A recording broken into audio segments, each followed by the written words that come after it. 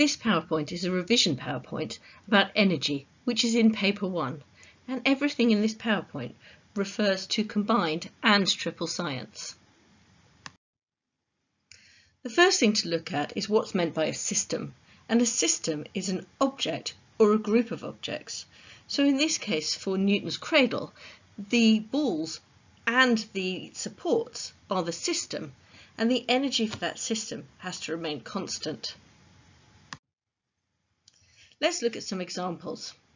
So for an object that's thrown upwards, the kinetic energy store will decrease as it goes up, and the gravitational potential energy store will increase. For an object hitting an obstacle, the kinetic energy store will decrease, and the energy will change to thermal and sound energy.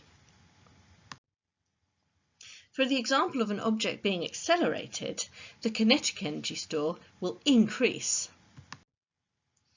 And for an object heating up, the thermal energy store increases. There are a number of different types of energy that we need to know about, and the first is kinetic energy. Kinetic energy is the energy stored in a moving object, and it's got an equation. This is an equation that you need to learn. And its kinetic energy is equal to half the mass times the velocity squared. It can be written in symbols. Ke equals a half mv squared. Ke stands for kinetic energy, and as this is energy, it's measured in joules.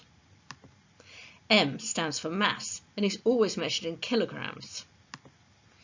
V stands for velocity, but you can think of it as speed in a certain direction, and it's measured in meters per second. You can also calculate the elastic potential energy. This is half times the spring constant times the extension squared. E equals half Ke squared. The elastic potential energy is written as a capital E with a little e after it, and it's measured in joules.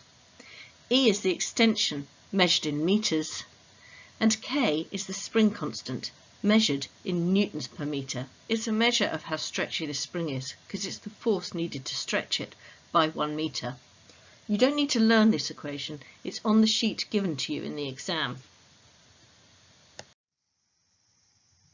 Gravitational potential energy is the next one that we need to know about, and this is the energy that is in objects that are high up.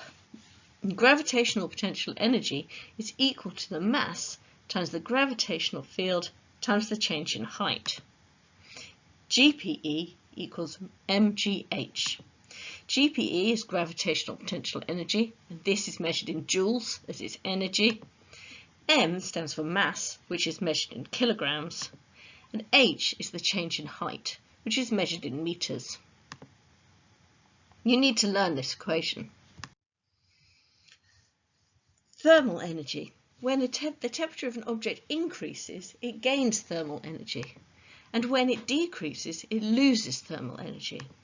And we can work this out using the specific heat capacity.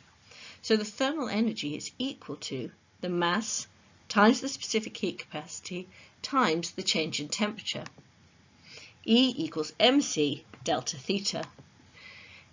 M is the mass measured in kilograms. C is the specific heat capacity. This is measured in joules per kilogram degrees Celsius. And delta theta stands for the change in temperature, which is measured in degrees Celsius.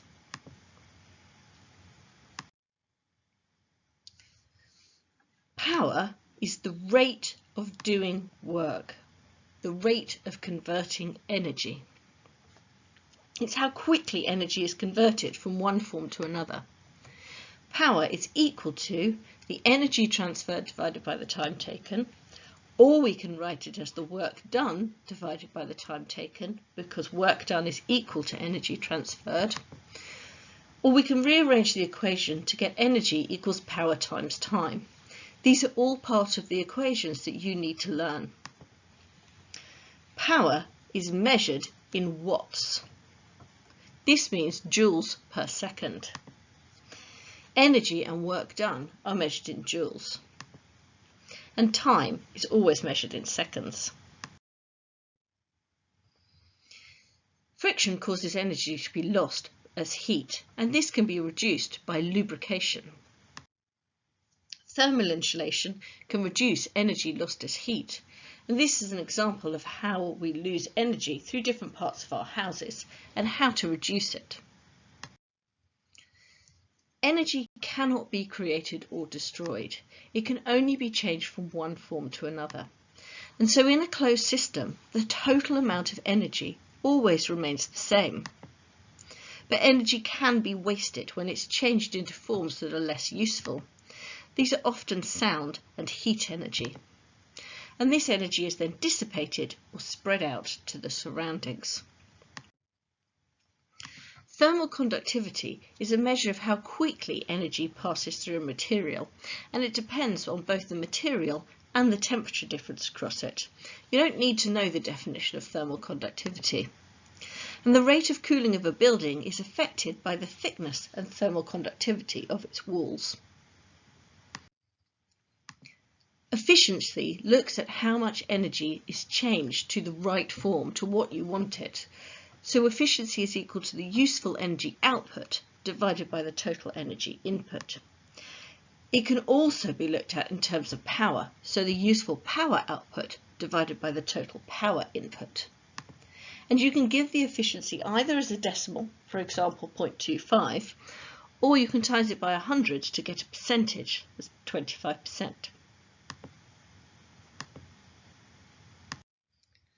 The main energy resources available for use on the Earth include fossil fuels, like coal, oil and gas, nuclear fuels, biofuels, wind, hydroelectricity, geothermal, the tides, the sun, and water waves.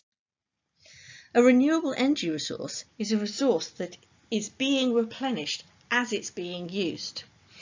So renewable examples include wind, hydroelectricity, geothermal, the tides, the sun and water waves, and non-renewable are your fossil fuels and nuclear. We also have to be aware of the environmental impact of our energy resources.